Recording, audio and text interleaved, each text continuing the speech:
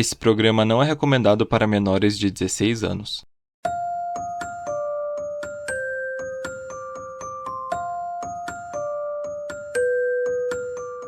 Boa noite, detetives. Eu sou Rodolfo e essa semana estamos aqui reunidos para entrar em mais um caso. Uma jovem supostamente possuída morre durante um exorcismo e o caso é levado até o tribunal da Alemanha. Mas quem pode ser considerado culpado?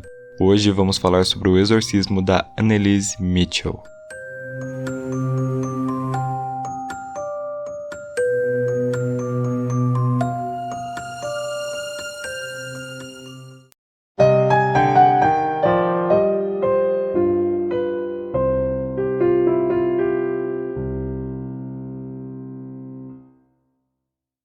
Anna Elisabeth Michel, conhecida por Anneliese, nasceu em 21 de setembro de 1952 em Lempfing, Baviera, Alemanha Ocidental. Ela vinha de uma família católica muito devota que ia à igreja pelo menos 2 vezes por semana. Os pais dela eram Joseph e Anna, e ela também tinha outras 3 irmãs mais novas, chamadas Gertrude, Bárbara e Roswitha.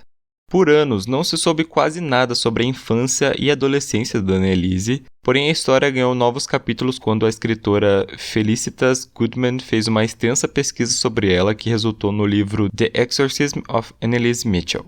Durante a infância, ela era uma criança muito magra, muito fraca e que ficava doente com facilidade. Isso inclusive era uma questão na escola e na vizinhança, pois as pessoas se perguntavam qual era o motivo daquilo. Com o passar dos anos, apesar de continuar doente, ela ficou mais sociável, tinha mais amigos, sendo descrita como uma garota alegre, piadista, muito participativa e com ótimas notas na escola. No tempo livre, ela gostava muito de tocar acordeão.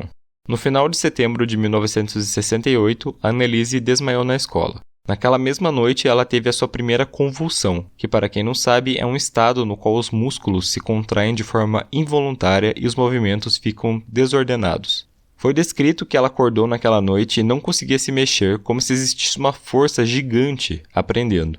Essa força era tão forte na região do abdômen que ela acabou se urinando. Ela não conseguia respirar direito ou chamar alguém da sua família e pensou que estava morrendo. Isso durou cerca de 15 minutos, porém ela só recobrou a consciência no outro dia.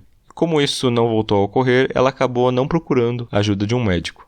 Só que o que acontece? 1 ano depois, em agosto de 69, ocorreu uma segunda convulsão, e dessa vez os seus pais decidiram procurar o atendimento médico. Ela foi encaminhada para um neurologista chamado Dr. Lutz, que realizou um eletroencefalograma e constatou que o exame não apresentava nenhuma irregularidade.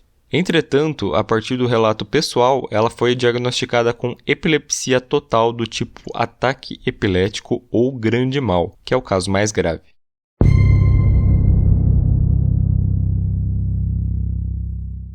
Mais ou menos na mesma época, a Anneliese precisou tirar as amígdalas e durante o pós-operatório ela acabou contrariando uma pneumonia muito grave, tanto que ela teve que ficar internada em um hospital especializado em doenças pulmonares que ficava a 350 quilômetros da sua casa.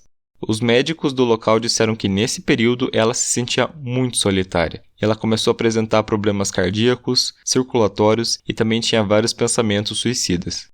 Em junho de 1970, ela teve uma outra convulsão e alguns dias depois, os locais, os pacientes e também a equipe se juntaram para fazer uma oração por ela. E alguns pacientes disseram que durante a prece notaram que seus olhos ficaram escuros e suas mãos pareciam garras. Mais tarde, quando estavam rezando o rosário, a Anneliese disse que viu um rosto enorme e muito feio. Esse evento a assustou tanto que ela começou a ter medo de rezar ou de fazer outras atividades religiosas. Em agosto de 1970, ela recebeu alta, foi para casa, porém a sua família começou a notar mudanças muito grandes de humor nela, que se comportava de forma muito estranha, principalmente à noite.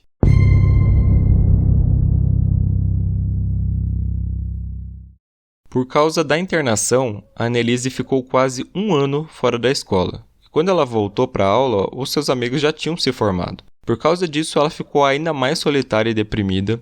As notas dela chegaram a cair nesse período e os médicos acreditaram que seria um efeito colateral e o anticonvulsionante dela foi trocado. Em junho de 1972, ela teve um outro ataque epilético e por causa disso, o Dr. Lute trocou a medicação dela mais uma vez para um medicamento chamado Dilatin. Depois disso, os médicos e familiares começaram a notar diversos efeitos colaterais nela, como desmaios e também alucinações. Ela se queixava muito de odores ruins no ambiente, porém só ela sentia. Com o tempo, ela passou a repelir cada vez mais os artefatos religiosos e assim como no sanatório, a mãe dela também testemunhou o escurecimento dos olhos e as mãos virando garras quando Anneliese passou perto de uma estátua da Virgem Maria. Em outro momento, o pai dela levou ela até um santuário em San Damiano, na Itália, porém ela simplesmente não conseguiu entrar no local. Ela relata que sentiu como se o chão em que ela estivesse pisando estivesse pegando fogo, além de não conseguir olhar diretamente para as imagens de santos que estavam no local. Ela e o pai voltaram de ônibus, porém no meio do caminho a voz dela mudou. Ela chegou a rasgar um rosário e exalou um cheiro horrível que todos os passageiros sentiram. Em setembro de 73, por insistência da mãe, a Anneliese foi mais uma vez no Dr. Lute, que acrescentou mais um medicamento ao tratamento. Mais tarde, o médico disse que ela relatava para ele que estava vendo rostos horríveis e que ouvia o diabo falando com ela. Ela afirmou também que logo haveria um julgamento de fogo para todos. E foi a partir desse momento que os pais dela decidiram procurar uma ajuda da igreja.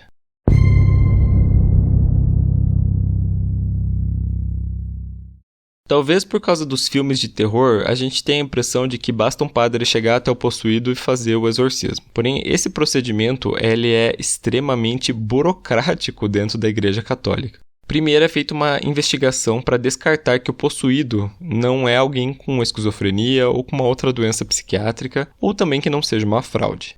Se o caso não for descartado, o padre deve solicitar a autorização do bispo, que pede provas de que algo estranho realmente esteja acontecendo através do que eles chamam de 4 sinais de possessão. Domínio de línguas extintas e desconhecidas, como se uma pessoa começasse a falar em latim, por exemplo. Conhecimento de assuntos improváveis, detalhes da vida do exorcista ou de alguém que esteja presente. Força incompatível com condição física e idade do sujeito. E também a aversão ao sagrado, aversão à cruz, água benta e outros símbolos religiosos. No primeiro momento em que a família entrou em contato com a igreja, os sacerdotes não acreditaram que a Anneliese estava possuída e aconselharam que ela fosse um outro médico. E em novembro de 73, ela chegou a visitar sim outro médico que substituiu os medicamentos que ela estava tomando por um remédio chamado Tegretol. Como as coisas não melhoraram, a família entrou em contato com outro sacerdote, o padre Adolf Roderick, que era considerado um especialista em possessão demoníaca.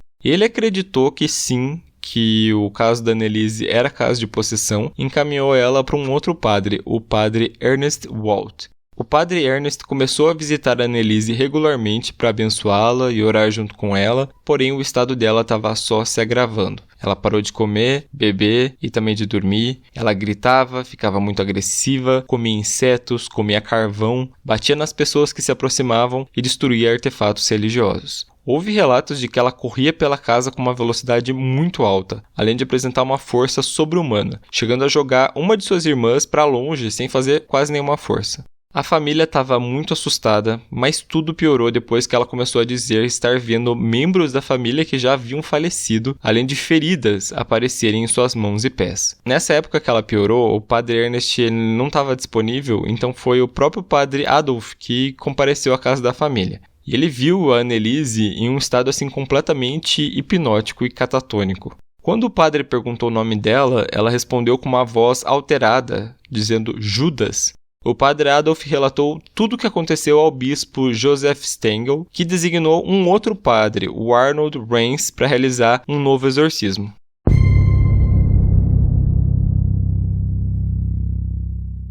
No dia 24 de setembro de 1975, aconteceu a primeira sessão de exorcismo com Anneliese. A jovem reagia violentamente quando jogavam água benta nela. Ela gritava, tentava se morder e xingava muito o padre e os familiares que acompanhavam as sessões, que eram muito longas e chegavam a durar mais de 4 horas. A partir do segundo exorcismo, 4 dias depois, o padre Adolf começou a gravar todas as sessões. E ao longo das semanas seguintes, 6 demônios diferentes disseram que estavam tomando conta da jovem. Judas, que foi o apóstolo que traiu Jesus, Nero, o imperador que teria botado fogo em Roma, Caim, o filho de Adão e Eva que matou o irmão, Abel, Hitler, o ditador da Alemanha, o padre Fleischmann, que é um padre de Entblen, que disse ter sido condenado ao inferno por ter se relacionado com várias mulheres e ter matado uma pessoa, e também o próprio Lúcifer disse que estava no corpo dela. Em outubro de 75, os demônios disseram que estavam deixando o corpo da jovem e partindo, porém logo eles voltaram porque apareceu um 7º demônio, que até então ninguém sabia que estava nela também. Isso durou mais ou menos até fevereiro de 76, quando eles foram ouvidos pela última vez.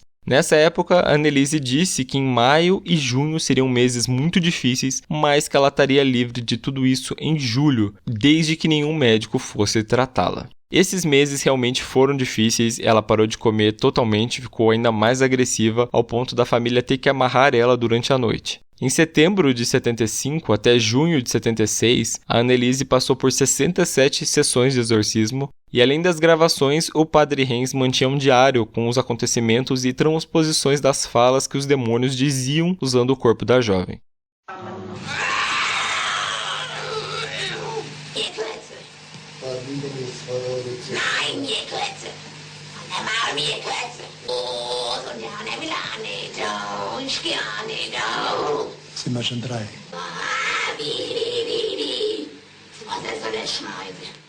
O último exorcismo foi realizado no dia 30 de junho, com Anneliese extremamente debilitada, pesando só 31 quilos, e durante a sessão ela pediu absolvição ao padre, que concedeu. E na manhã seguinte, em 1º de julho de 1976, a mãe de Anneliese encontrou ela morta.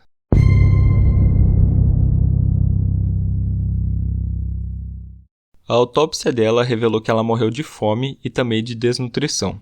E alguns relatos diziam que, apesar disso, os órgãos dela estavam intactos, assim como o cérebro, que deveria ter alguma anomalia por causa dos ataques epiléticos. Em abril de 78, os pais da Anneliese, o Joseph e a Anna, os padres Ernest Walt e Arnold Hens foram acusados de homicídio por negligência. Durante o julgamento, 3 especialistas testemunharam sobre o estado de saúde da Anneliese e concluíram que a jovem estava apresentando um caso de psicose delirante associado à epilepsia agravada pelo rito do exorcismo. Também foi dito que se ela estivesse recebendo tratamento médico eficiente e alimentação, provavelmente ela estaria viva. A defesa também usou a medicina para justificar o rumo que as coisas tomaram. Os pais da jovem só teriam procurado a igreja porque não encontravam mais outras saídas. Além disso, os medicamentos que ela tomou causavam diversos efeitos colaterais que poderiam explicar a falta de confiança nos médicos. Mas eles também levaram ao caminho da religião, defendendo o exorcismo e passando as fitas que foram gravadas no tribunal. No fim das contas, o juiz condenou todos à prisão e pagamento de multa pelos custos judiciais, porém a pena deles foi suspensa porque todos eram réus primários. Os padres também foram afastados temporariamente de suas funções.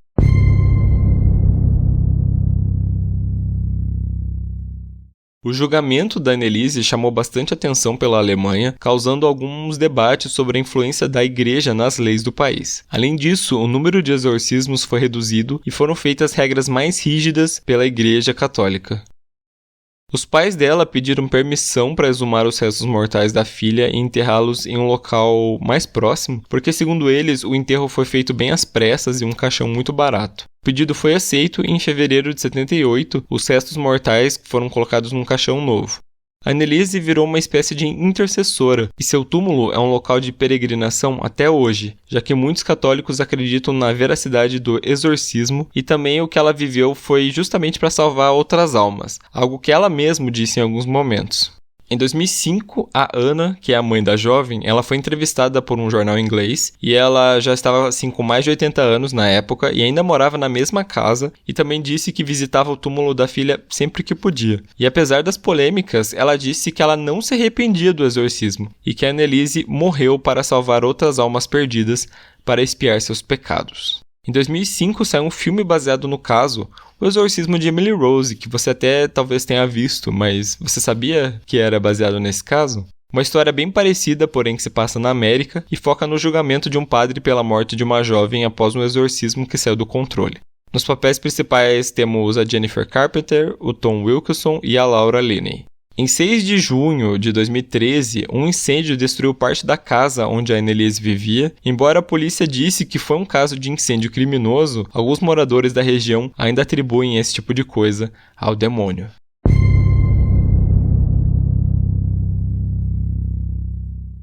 Detetives, esse foi o caso de hoje, um caso especial de Halloween, que mistura aí, coisas estranhas com julgamento, então decidi que esse caso seria bem legal para estar aqui nesse dia. Todas as fontes utilizadas para a composição dessa pauta vão estar na descrição. E se você gostou do nosso trabalho, você pode ajudar o podcast a crescer seguindo a gente nas redes sociais, através do Twitter e do Instagram, @podcastcdd. Você também pode entrar no nosso site, o www.podcastcdd.com.br, para ter acesso à versão escrita e ver algumas imagens referentes ao caso. Se você puder, você pode ajudar a gente financeiramente através da plataforma apoia.se/podcastcdd a partir de R$1 por mês, ou se preferir, você pode doar um valor a qualquer momento através da chave Pix, podcastcdd@gmail.com. Então a nossa reunião fica por aqui, nos vemos na semana que vem.